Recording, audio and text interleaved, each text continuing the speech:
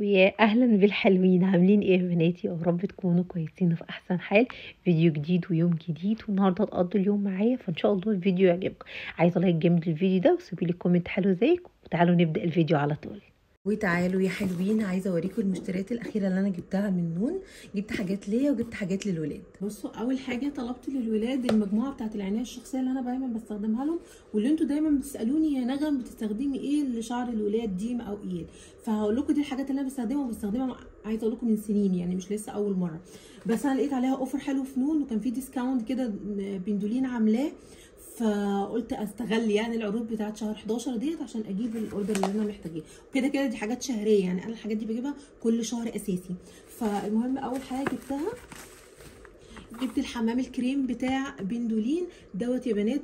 تحفه تحفه تحفه تحفه. عايزه اقول لكم ان انا لما ما بيكونش عندي مثلا الحمام الكريم بتاعي خلصان، يعني على طول بجري على الولاد واخد الحاجه بتاعتهم وبستخدمه. فهو حلو قوي، هو في الشيا باتر، والمكونات بتاعته كلها طبيعيه، يمنح شعر طفلك الترطيب والنعومه الفائقه. فعايزه اقول لكم حلو قوي، انا بحطه الديمه مره واحده في الاسبوع، وبيكون حلو قوي معاها وبيطر الشعر جدا، فهو مناسب لشعر ديمه قوي.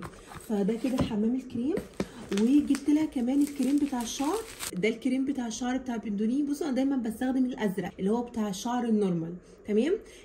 وفي طبعا للشعر الكيرلي، وفي الشعر الويفي، في لكل انواع الشعر، في الشعر الجاف. فانا دي ما شعرها عادي، فانا حبيت المره دي ان انا اغير شويه، فحبيت اجيب اللي هو ده طالع جديد اللي هو بالارجان للشعر الويفي. فحبيته قوي، حسيت ان هو هيبقى حلو معايا، قلت اغير كده شويه بدل اللبن اللي دايما بشتروه لها مرسوم عليه شعر ويفي، فدي ما شعرها ويفي شويه، فحسيت ان هو هيحافظ على الشكل بتاع الشعرايه. مش عايزاها مفروض، انا عايزه الشعرايه تبقى صحيه وطبيعيه. ففي حاجه كمان احنا بنتلخبط فيها قوي في موضوع الالوان بتوع بندولين دول، ان انت لما تشوفي اللي هو البينكي ده بتاع الشعر مثلا الكيرلي، فانت تقولي انا بنتي شعرها كيرلي وعايزه افرده لها، فانا هجيب لها البينك.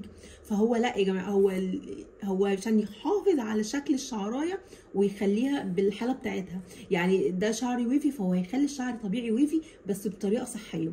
التاني للشعر الكيرلي، فهو هيحافظ ان الشعرايه تفضل كيرلي بس بطريقه صحيه، وهكذا برده اللي هو الشعر النورمال. فعشان بس ما تتلخبطوش، فانا حبيت اجرب ده لاول مره.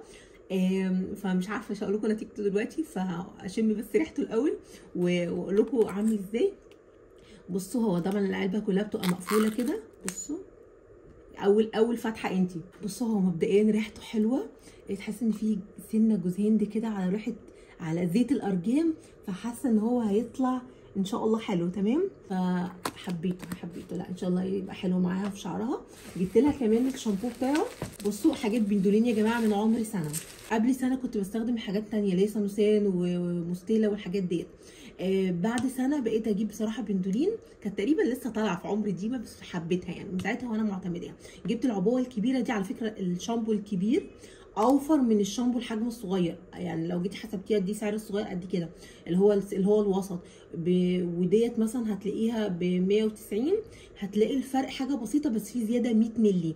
فعشان كده بجيب الكبيره وبتقعد معايا اكتر من شهر، بتقعد شهر ونص كمان. فجبت الحجم الكبير، هو مفيش منه انواع، هو النوع ده بس هو الحلو فيه ان هو فيه بنسينول، فيه جوجوبا، فيه ارجان، واهم حاجه ان هو سليفات فري، ما فيهوش سليفات يا جماعه. فهو حلو وامن جدا على الشعر، انا بستخدمه معاهم عادي جدا. فجبت لها الشامبو الحجم الكبير، وجبت كمان الشاور جل ده. بصوا هو الشاور جل عاملين حجم ده وحجم الصغنن، بس حجم الصغنن ده اللي هو ايه ترافل سايز كده، لكن الحجم ده حلو قوي وبيقعد كتير معايا. واهم حاجه ان هو ما بيسببش دموع للاطفال، انتوا عارفين الاطفال الصغيرين بيعيطوا بالذات بيخافوا من الصابون، فهو حلو في كده. دوت باللولي بوب، في برده بالبنانا، في بالتفاح الاخضر، في كذا نوع، بس انا بحب اللي هو باللولي بوب ده، بحس ان فواح كده وريحته حلوه. فده كده الشاور جل. وفي حاجه كمان عجبتني قوي عندهم في بندولين، بصوا انا بجمع ولا عندي علبه، شفت العلب الفاضيه اللي عندي بس قلت اجمعهم مره واحده وادخل الكود. عاملين هنا كود انت بتختشيه عشان تاكدي ان المنتج دوت يعني اصلي، وبتدخلي الكود عندهم فبتاخدي بونص. يعني الحاجات دي كلها بتجمعيها بتاخدي بونص، بتقدري تبدليها بمنتجات من عندهم.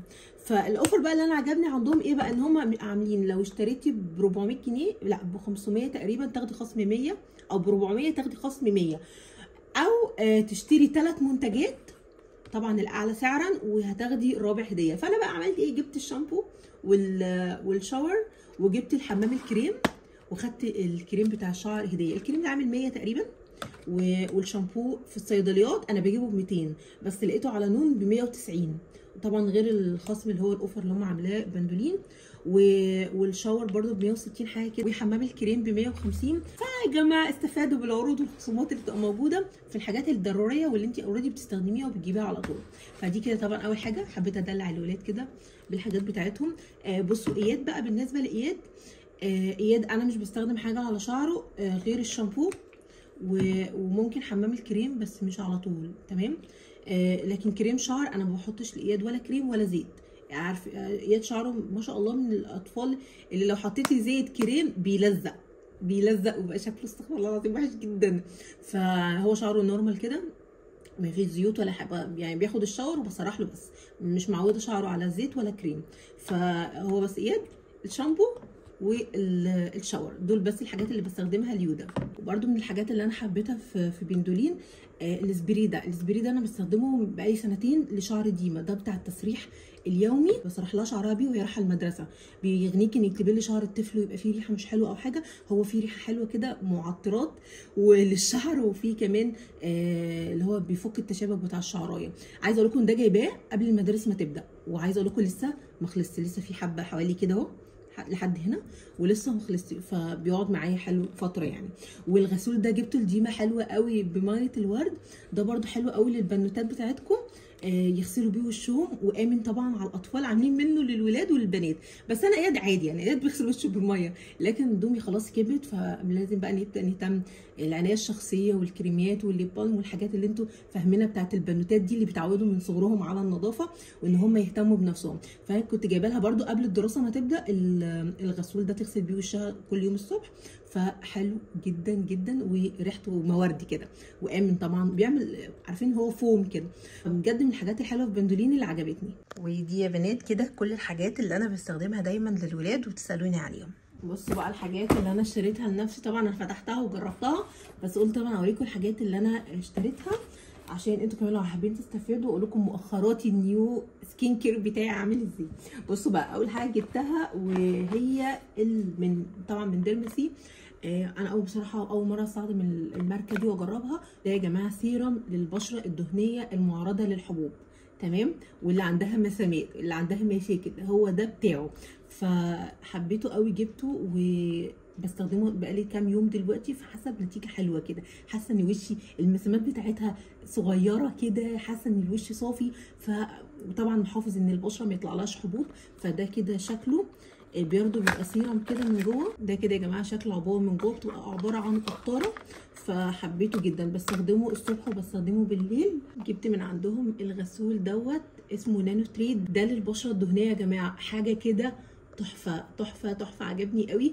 بقالي كتير ما جبتش منتجات كده اللي هي عارفين اللي هي ترضيني من جوه كده، حاسه ان انا دافعه فلوسي في حاجه كده حلوه.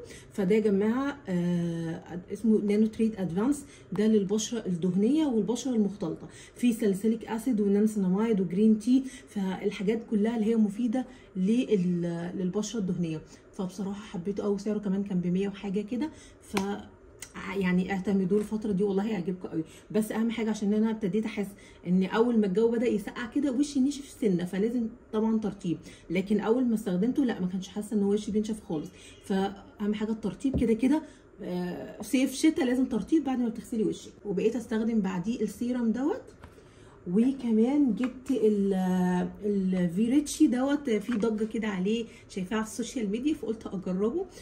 دوت كريم مرطب لكل انواع البشره، فانا كنت قلقانه منه قوي خصوصا في بانسينول وانا بشرتي دهنيه، فكنت قلقانه منه، لكن يا جماعه طلع حلو قوي، ترطيبه حلو قوي، وكمان هو مناسب لكل انواع البشره، فحبيته بجد يعني، وترطيبه حلو قوي، وكمان البشره بتمتص بسرعه. جبت كمان من ديرماسي، ما قلت بقى استغل العروض، هو كان عامل عرض واحد والتاني هديه، فانا خدت ده، اشتريت ده كان عامل 600 تقريبا، وخدت ده هديه كان عامل 400، تمام. فدوت يا جماعه بيلينج، تقشير للبشره، بيقشر البشره، بنستخدمه مرتين في الاسبوع.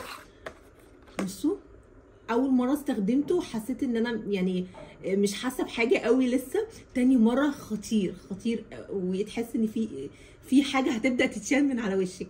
فده يا جماعه شكله، بصوا عامل ازاي. القطاره بتاعته اهو مش لونه احمر، هو تحس ان هو لونه بنفسجي كده شويه. فبجد يعني حاساه لطيف، والمهم ان هو يقشر البشره ويشيل الجلد الميت والبقع البنيه والحاجات اللي انتوا عارفينها. فبستخدمه 10 دقايق بس، مرتين في الاسبوع، وبعدين بغسل وشي بميه. واليوم اللي انا بستخدم فيه السيرم مش بستخدم حاجه تاني غير مرطب بس، مش بحط حاجه تاني معاه. وجبت كمان السيرم الكوري يا جماعه، عليه كده كلام الفتره الاخيره فقلت اجربه. المنتجات الكوريه اللي غزت الدنيا كلها، فقلت اجرب السيرم ده من بيوتي اوف جيسون. كان سعره حلو ونازل عليه اوفر، واتاكدت طبعا ان هو الحاجه اوريجينال. فده كده شكله من جوه، هو معمول بميه الرز. انا بستخدمه مرتين في اليوم، مره الصبح ومره بالليل. بحس انه بيخلي البشره كده جلوي وشكلها ناعم، المسامات قليله، تحس ان في صفا كده في الوش، وبشرتك كده صافيه وفيها نضاره. فبصراحه حبيته قوي، يعني حاجه كده يعني نزوم الدلع يعني يا جماعه. فبس ده كده السيرم اللي اشتريته. جبت كمان الليب بالم بتاع اماندا، اللي هو ده ترطيبه حلو، بس لازم ايه الصبح وبالليل، ما ينفعش اللي هو مره واحده بس. بستخدمه الصبح وبستخدمه بالليل. فكيوت، فمخبيه طبعا في الكرتون عشان اياد بيضيع لي الليب بالم وبيحب يحط منه. وبس يا حلوين، دي كده الحاجات اللي انا اشتريتها ليا. فلو حد جرب حاجه فيهم قولوا لي تحت في الكومنتات.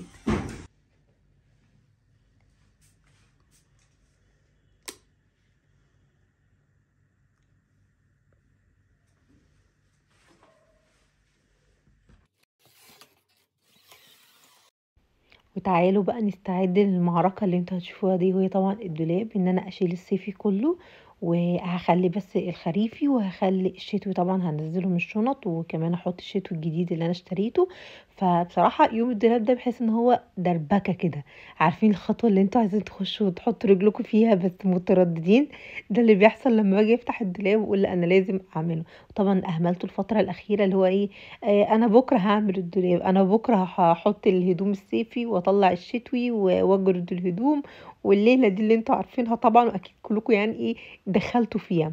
بس المهم انا البيت عندي الحمد لله دافي، لحد ما بسجل لكم الفيديو البيت عندي دافي. احنا لسه مصيفين، عارفين اللي هو لا لسه ما حسيناش بالساعه قوي، وجو عيا يعني. فمبحبش اللي هو ندخل على الشتا كده مره واحده، ناخده بالتدريج. فالمهم قلت بقى هشيل الهدوم بتاعت ديما وهشيل الهدوم بتاعت اياد هي كمان. فقلت احطهم كلهم في الشنطه هنا، وعندي شنطه تانية برضو قلت احط فيها بقيه الهدوم. بس دي اللي كانت في الدولاب، عشان الهدوم الشتوي تحس ان هي عشان بتبقى كتيره وبتاخد حجم، فالشنطتين تخزين ما كانوش داخلين جوه الدولاب خالص. فكنت مضطره ان انا احط واحده في الدولاب والتانية احطها فوق السرير فوق، يعني بما اني ما فيش حد بينام عليه. لما شلت الهدوم الشتوي من الشنط تحس ان الدنيا خفيفه كده. هدوم الصيفي صغنطوطه بتبقى كتيره بس حجمها صغير فبتتلم على طول. فالمهم هنا لميت الهدوم بتاعت اياد وبتاعت ديما وطبقتها، وقلت بقى ايه انا هعمل العمله دي كلها وانا عامله اللي هي عارفين ليه، انا غاسله كل الهدوم، ما عنديش حاجه مش نظيفه، الباسكت فاضي. لما كل الهدوم كلها نظيفه وكلها مغسوله عشان اشيل بقى كله بالمره. فهو ده اللي انا عملته، يعني كانش في حاجه تقريبا غير الهدوم اللي الولاد لابسينها اللي هي هتتغسل وخلاص هتتشال تاني. هنا بقى مسكت الدولاب وقلت انضفه، ما شلتش الادراج دلوقتي، هشيلها في الاخر يعني. بس قلت انضف الاول الارفف والشماعه اللي انا هعلق عليها. دي طبعا الهدوم اللي انا جبتها للولاد الخريفي والشتوي والخروج. وريتكم كل الهدوم اللي انا جبتها منين وبكام، والحاجات الاونلاين والحاجات البراندات اللي انا جبتها باسعار حلوه، كلها نزل فيديو على قناتي التانية نغم لايف ستايل. نزلت عليها الفيديو بتاع المشتريات الهدوم الشتوي بتاعت الولاد والخريفي يعني. فالحمد لله يعني مبسوطه قوي قوي اصلا الناس يعني اللي متابعاني هنا ومتابعاني هناك اللي عجبتهم الهدوم والحاجه والاسعار بصراحه يعني. الحمد لله يعني حسيت الاختيار كان المره دي حلو كده. فيلا عقبال كل سنه. المهم هنا بقى كنت برص الهدوم، قلت ارص بقى الهدوم كلها في شماعات. انتوا عارفين طبعا يعني كل اللي متابعني عارف ان انا ما بطبقش البيجامات. البيجامات بتتعلق زيها زي هدوم الخروج، بحس ان كده احسن بامانه.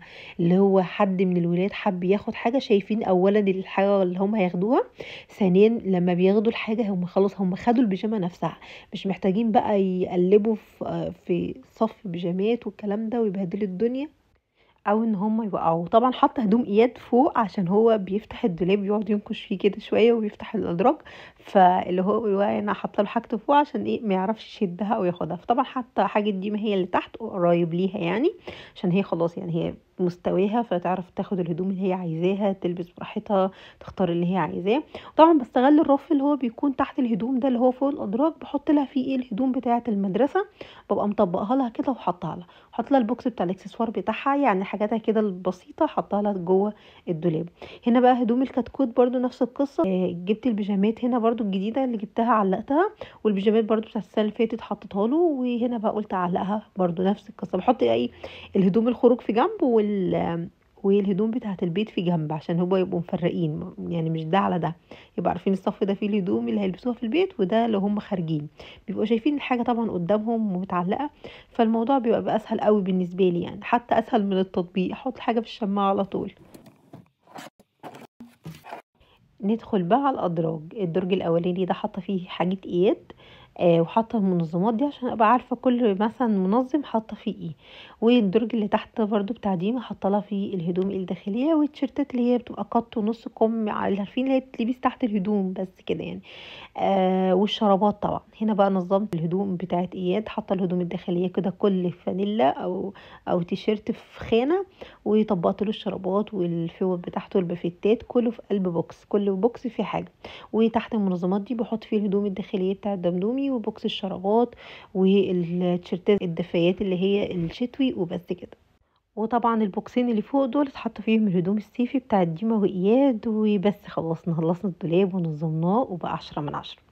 طلعت لهم بقى الهدوم بتاعتهم عشان ياخدوا الشاور المتين كده، بما اني جبت لهم الحاجات بتاعتهم فعلى الحمام بقى على طول.